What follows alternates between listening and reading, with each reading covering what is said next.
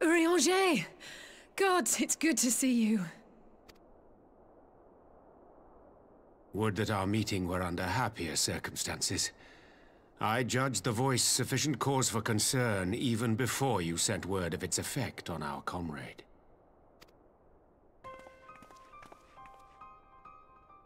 You heard it too, then? Aye. And all but certainly at the selfsame instant. Alas, pained as I was, I could make little sense of what few words did then reach mine ears.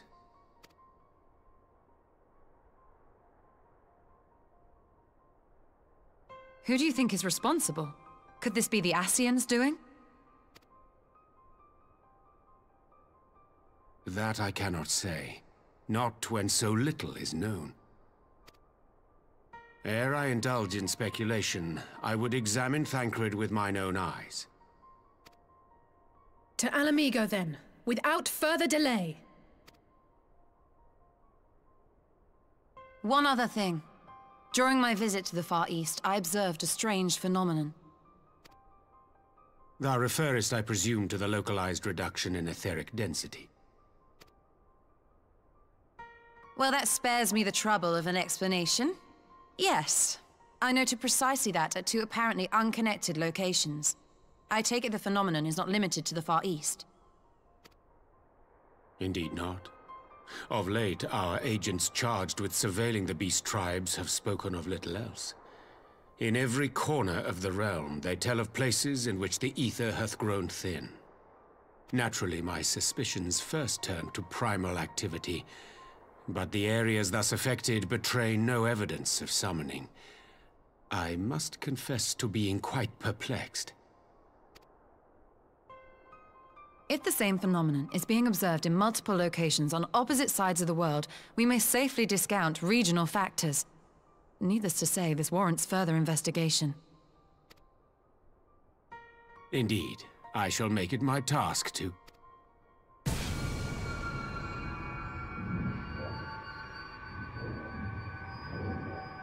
The voice.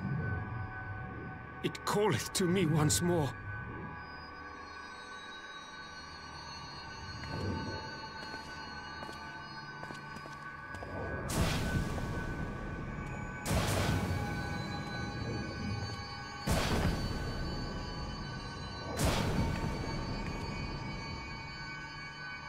I hear it too.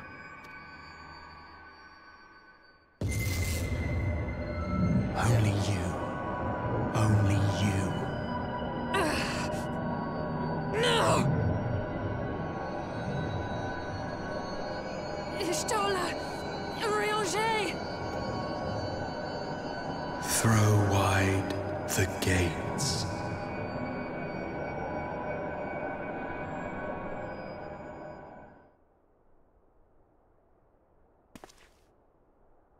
No! No, this can't be happening!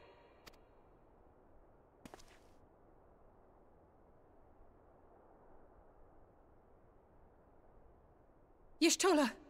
Eorzea! Open your eyes! Open your eyes, I beg you!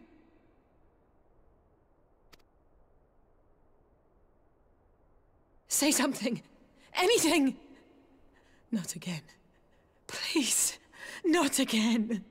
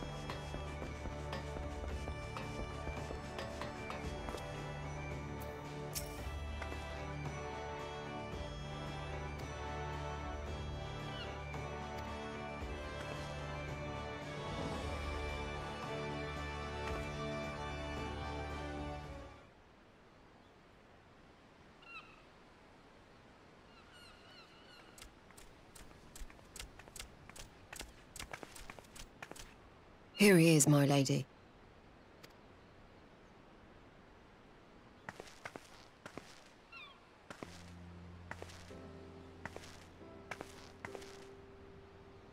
Gabu, it's been too long.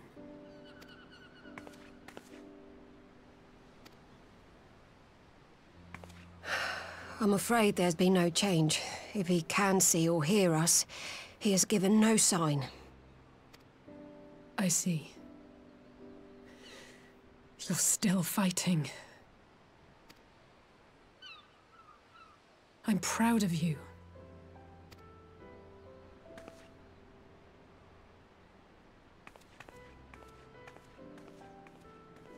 We promised that we would come and visit you together, didn't we?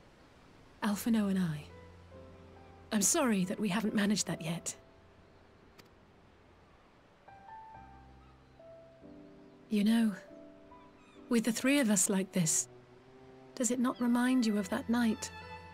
Of the stars beyond count twinkling in the heavens? I was feeling pretty low back then. Powerless. But I knew that my brother was close by if I needed him, and that the others would be waiting for me back at the Rising Stones. Not like now.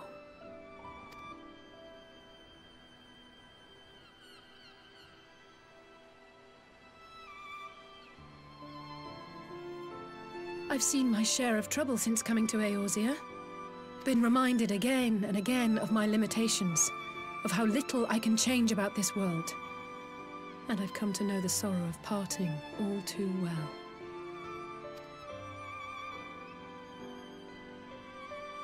But to have the people I hold dear struck down before my eyes, and be powerless to help them, that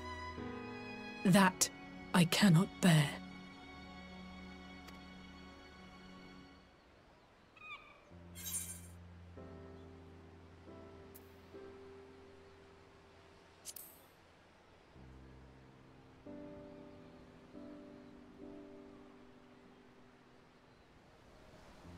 No, I don't. You're right. It's pure arrogance to imagine I can solve everything by myself. You'd think I'd have learned that by now. Thank you. I don't know what I'd do without you.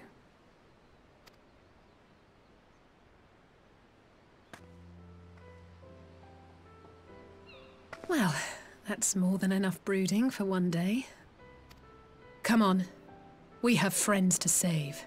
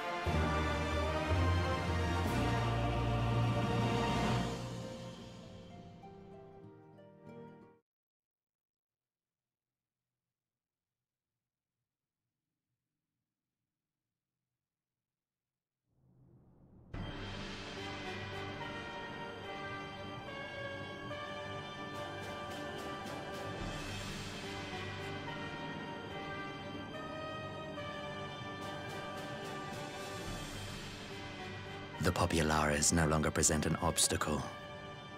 Now is the time to bring the Empire's might to bear. A word from your Radiance is all it takes. But one word, and the Imperial army will fall upon Alamigo as a pack of bloodthirsty wolves and tear that feeble nation apart.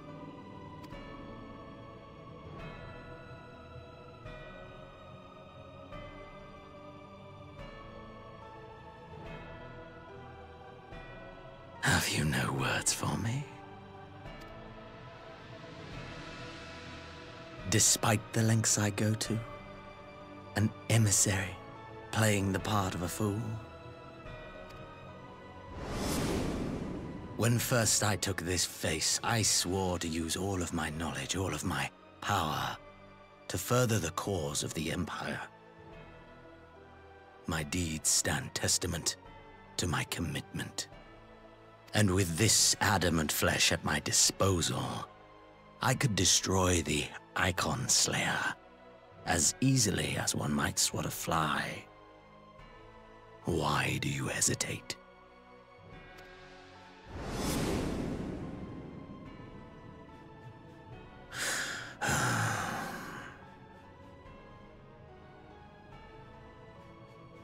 Our enemy is resourceful. Though victory is certain now, it will not remain so indefinitely. Deliberate if you must, but be quick about it. We'll speak again when you have unburdened yourself of doubt. Until then, I take my leave, Father.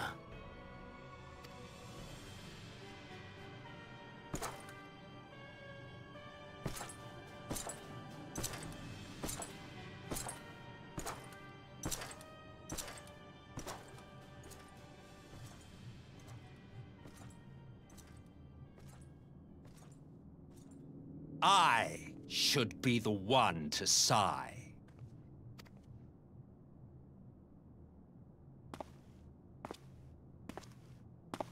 I played my part to perfection. I had earned my rest, and then, thanks to La Habrea's crowning act of idiocy, our favorite emissary sees fit to summon me back. Elidibus was ever a warrior. A most tiresome trait, would you not agree?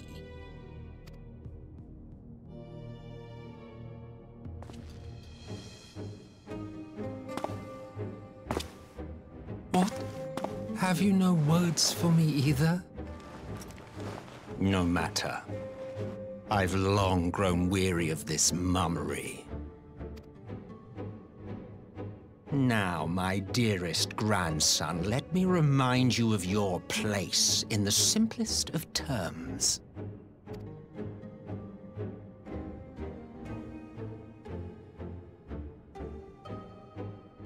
You do not make judgments, you administer them. Swiftly and to the letter. Naught else is your concern.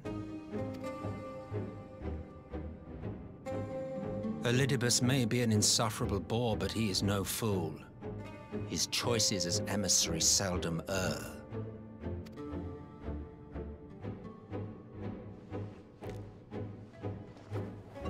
If aught threatens the balance twixt light and dark, it falls to you to remove it. Be it by your own hands or by your armies, you have ample means at your disposal.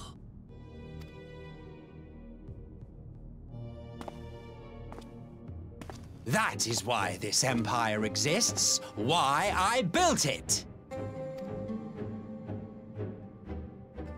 Oh dear. Have I touched a nerve? You always were an easy one to read.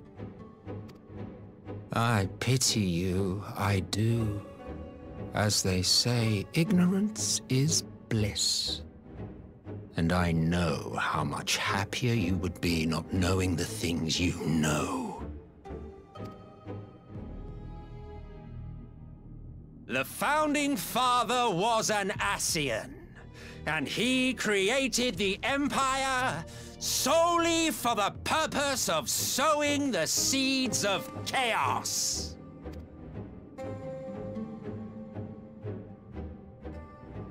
Don't take it personally. I merely do my duty. To bring about a calamity requires no small amount of power, and there is no surer way to obtain such power than by collecting powerful pawns. To that end, I have labored long and hard, and I must say I am quite pleased with my handiwork, paltry though it seems in comparison to Alag.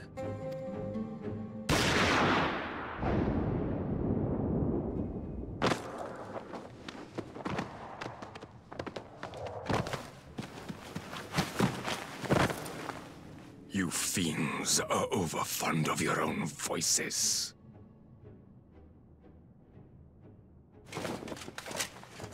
Mark me, Ascian. Man is the master of his own destiny.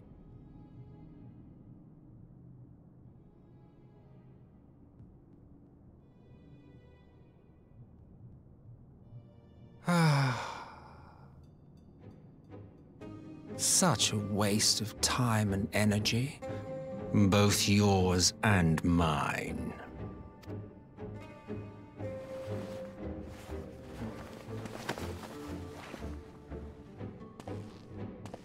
Lest you forget you are Emperor now. If you wish to spout drivel about man's destiny, save it for the masses. It will serve to give them a sense of purpose, and you, pliant pieces for the game.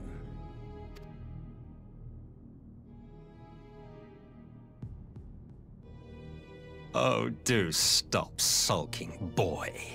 You, of all people, should understand.